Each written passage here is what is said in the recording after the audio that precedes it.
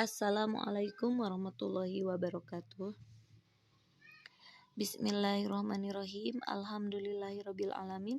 Wa bihi nasta'inu ala umuri dunya waddin wa ala alihi washabbihi ajmain, amma ba'du.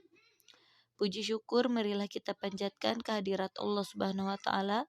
Shalawat beserta salam semoga tercurah limpahkan kepada junjungan kita, yakni habibana wa nabiyana wa maulana Muhammad sallallahu alaihi wasallam.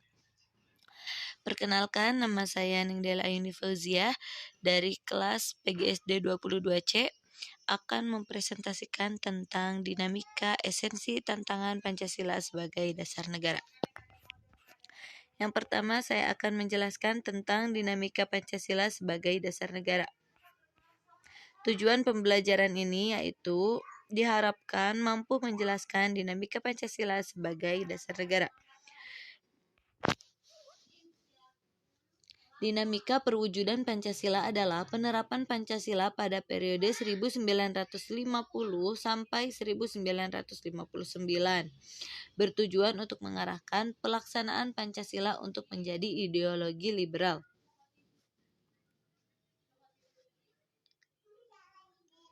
Dinamika pendidikan Pancasila pada awal kemerdekaan dilakukan dengan cara pidato dan rapat oleh para tokoh bangsa yang disiarkan pada radio atau surat kabar. Selanjutnya, dinamika pendidikan Pancasila mulai berkembang dengan diawali terbitkannya buku yang berisi pidato Bung Karno yang berjudul Lahirnya Pancasila. Pancasila sebagai dasar negara digunakan untuk mengatur segala tatanan kehidupan bangsa Indonesia dan mengatur penyelenggaraan negara. Pancasila dijadikan sebagai dasar negara karena memang sesuai dengan jiwa bangsa Indonesia. Dinamika nilai-nilai Pancasila sesuai dengan perkembangan zaman, yakni Pancasila sebagai ideologi yang bersifat terbuka dan mampu berinteraksi secara dinamis. Nilai-nilai Pancasila tidak berubah, namun pelaksanaannya sesuai dengan kebutuhan dan tantangan nyata yang dihadapi dalam setiap waktu. Awal kemerdekaan menyepakati Pancasila sebagai dasar negara Indonesia.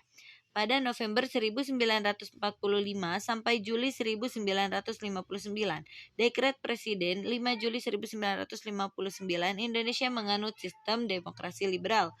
Pada tanggal 30 September 1965, muncul gerakan dari PKI atau yang sering kita sebut G30S PKI yang ingin mengganti ideologi Pancasila, tapi hal ini berhasil digagalkan.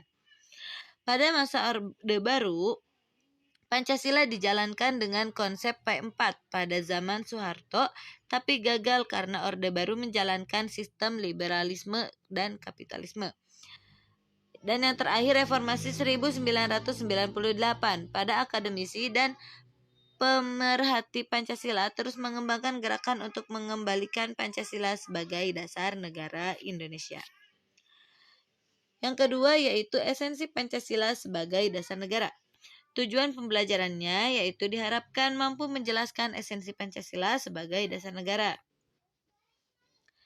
Pancasila sebagai dasar negara adalah sumber dari segala sumber tertib hukum Indonesia. Dengan demikian, Pancasila merupakan asas kerohanian hukum Indonesia yang dalam pembukaan Undang-Undang Negara Republik Indonesia dijelmakan lebih lanjut ke dalam 4 pokok pikiran. Pancasila sebagai dasar dan ideologi negara serta sekaligus dasar filosofis negara, sehingga setiap materi muatan peraturan perundang-undangan tidak boleh bertentangan dengan nilai-nilai yang terkandung dalam Pancasila. Pengertian esensi di sini adalah inti atau hakikat yang bisa disebut sebagai hal yang pokok dari sesuatu.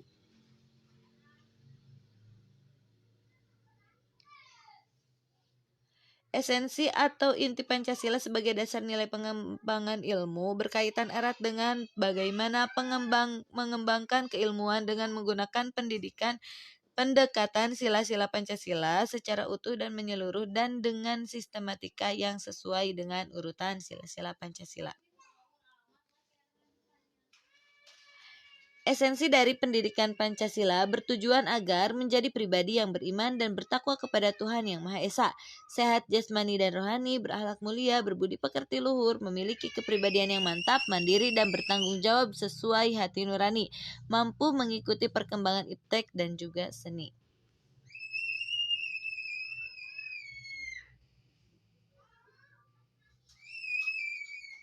Hubungan Pancasila dengan proklamasi. Hubungan Pancasila dan proklamasi 17 Agustus 1945 yaitu memberikan penjelasan, penegasan, dan pertanggungjawaban terhadap dilaksanakannya proklamasi pada 17 Agustus 1945. Hubungan Pancasila dengan pembukaan Undang-Undang Dasar 1945 memenuhi syarat unsur mutlak sebagai stat fundamental norm. Implikasinya, semua peraturan perundang-undangan dimulai dari pasal-pasal dalam Undang-Undang Dasar 1945 sampai dengan peraturan daerah harus sesuai dengan pembukaan Undang-Undang Dasar 1945. Yang ketiga yaitu tantangan Pancasila sebagai dasar negara.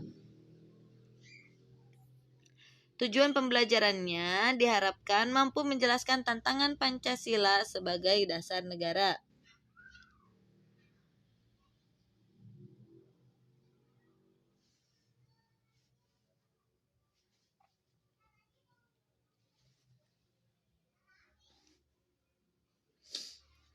Tantangan Pancasila sebagai dasar negara dalam bidang pemerintah salah satunya dengan tidak mengimplementasikan sebagaimana mestinya kekuasaan dan wewenang nilai-nilai Pancasila. Seperti dalam kasus korupsi, banyak pemerintah yang melakukan korupsi dapat dilihat dari banyaknya kasus korupsi akhir-akhir ini. Adapun tantangan dalam penerapan Pancasila di era reformasi adalah menurunnya rasa persatuan dan kesatuan di antara sesama warga bangsa. Menurunnya rasa persatuan dan kesatuan ditandai dengan konflik antar daerah dan tawuran antar pelajar. Penerapan Pancasila sebagai dasar negara pada masa awal kemerdekaan menghadapi berbagai tantangan, salah satunya yaitu adanya upaya-upaya untuk mengganti Pancasila sebagai dasar negara dan penyimpangan terhadap nilai-nilai Pancasila.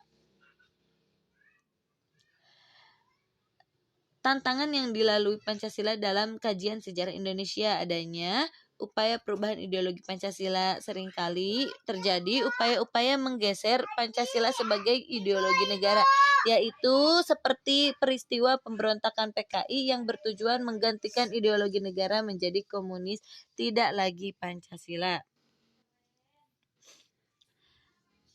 Pengantarnya, dalam mencapai tujuan negara berkembang dua aliran, yaitu aliran liberal individualis dan aliran sosialis.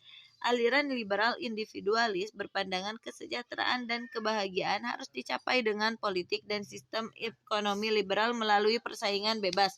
Aliran sosialis atau kolektivis berpandangan kesejahteraan dan kebahagiaan manusia dapat diwujudkan melalui politik dan sistem ekonomi terpimpin atau totaliter. Tujuan negara Indonesia ada 5, yaitu melindungi segenap bangsa, melindungi segenap tumpah darah, memajukan kesejahteraan umum, mencerdaskan kehidupan bangsa, dan ikut serta melaksanakan ketertiban dunia.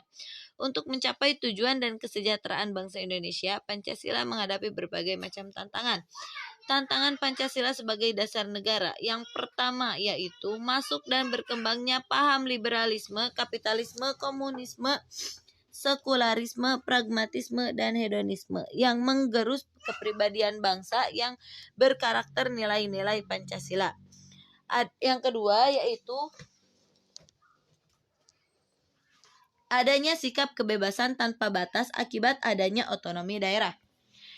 Tantangan Pancasila sebagai dasar negara yang ketiga, munculnya kekerasan dan perilaku anarkisme yang bersumber dari SARA. Dan tantangan yang keempat yaitu sikap mengutamakan kepentingan pribadi, mengabaikan kepentingan negara atau masyarakat luas. Konsekuensi Pancasila sebagai dasar negara yaitu ada 2, kebijakan umum dan politik hukum harus. Yang pertama, tetap menjaga keutuhan bangsa baik secara ideologis maupun secara teritorial. Yang kedua, didasarkan upaya membangun demokrasi atau kedaulatan rakyat dan nomokrasi, negara hukum sekaligus. Yang ketiga yaitu didasarkan pada upaya membangun keadilan sosial bagi seluruh rakyat Indonesia. Yang keempat didasarkan pada prinsip toleransi beragama yang berkeadaban. Kedudukan Pancasila sebagai dasar negara. Pancasila adalah sumber dari segala sumber tertib hukum di Indonesia.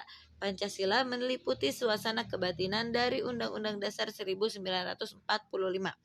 Pancasila mewujudkan cita-cita hukum bagi dasar negara, baik hukum dasar tertulis maupun tidak tertulis. Pancasila mengandung norma yang mengharuskan Undang-Undang Dasar mengandung isi yang mewajibkan pemerintah dan lain-lain sebagai penyelenggara negara.